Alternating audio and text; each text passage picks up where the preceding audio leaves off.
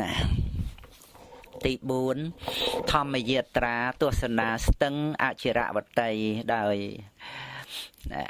បាសកគុយសធនក្រុមធម្មយាត្រាជ្រះថ្លាសាថ្មីដល់ក្រុងសាវត្ថីហាប់រតីសបាយប៉ងប្រាថ្នាទៅទោះនៅចិត្តឆ្ងាយពុទ្ធស្ថានទាំងឡាយคล้ายជាមនោរម្យព្រះសង្ឃចាត់ចែងកន្លែងត្រូវទៅឡានតូចនាំផ្លូវទៅតាមផ្លូវលំវៀងកិច្ចផ្លូវខូចដូចរុនបាយខំរថយន្តធំពុំអាចទៅបានស្ទឹងមានជំរឿរាក់ជ្រៅយ៉ាងណាធ្លាប់ស្ដាប់ទេសនាសាស្ត្រាធ្លាប់អានចង់ទៅមើលស្ទឹងត្រូវពឹងកូនឡានប្រវត្តិស្ទឹងបាននិទានមកថានាងបដាចាកូនមហាសិទ្ធិរត់តាមស្វាមីដោយក្តីស្នេហាចាចេញចោលញាតមេដាបិតាពូជពងសាវតាអ្នកក្រុងសាវត្ថីនាងមានប្រវត្តិកំសត់អស្ចារ្យបែកក្រុមគ្រួសារហើយស្លាប់ស្វាមីកូនស្លាប់នៅស្ទឹងអចិរវតីកូនបងលងខ្សៃកូនខ្ចីសัตว์ខ្ញាំគូឲ្យស្រណោះរសជាតិជាស្រីស្លាប់កូនស្លាប់ប្តីស្មារតីនៅចាំប្តីស្លាប់ក្នុងព្រៃរាត្រីពោះខំកូនពីរជួបកម្មស្លាប់ពេលតែមួយគូឲ្យអណោចអាណិតនាងណាស់ប្រាថ្នាទៅផ្ទះក្រែងមានញាតជួយតែបែរទៅជាត្រូវថែមទុកព្រួយម៉ែឪបងមួយស្លាប់យ៉ាងខ្លោចផ្សាព្យុះភ្លៀងបោកបាចកាចឥតប្រណីក្នុងពេលរាត្រីប្រឡ័យសង្ខារបាក់ផ្ទះកំសត់សង្កត់មរណា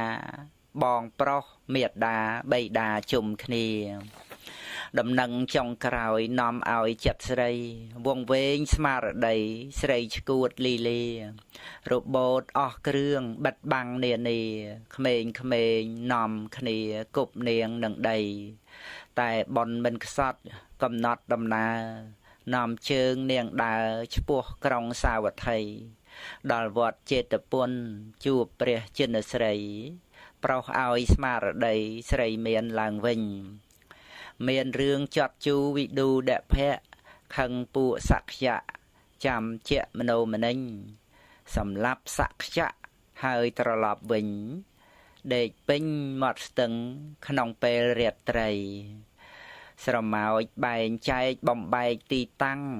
បាបតិចបាបខ្លាំងស្ទឹងតាំងកាត់ក្តីទឹកគួចចូលស្ទឹងអចិរវតីអ្នកចិត្តអប្រិយខ្សៃក្នុងគង្គាឥឡូវពេលនេះក្រុមធម្មយាត្រាបានមកទស្សនាស្ទឹងនោះគ្រប់គ្នាស្ទឹងមានប្រវត្តិកត់រឿងនានាកាលព្រះភគវីគង់ធម្មមានៅទស្សនាដងស្ទឹងអចិរវតីឆ្លងស្ពានឫស្សីក្រាលចម្បើងទៅស្ទឹងឈ្មោះដដែលនៅដល់ឥឡូវបរិស័ទតែងទៅនឹករឿងបដាចាជាបន្តទៀតទី5ធម្មយាត្រាទទួលព្រះបរមសារីរិកធាតុទាំងណាសូមអនុមោទនីណាទី4ធម្មយាត្រាទស្សនាស្ទឹងអចិរវតីដោយបាសកគុយសធនក្រុមធម្មយាត្រាជ្រះថ្លាសាថ្មីដល់ក្រុងសាវត្ថីហាប់រតីសបាយប៉ងប្រាថ្នាទៅទោះនៅចិត្តឆ្ងាយពុទ្ធស្ថានទាំងឡាយคล้ายជាមនោរម្យព្រះសង្ឃចាត់ចែងកន្លែង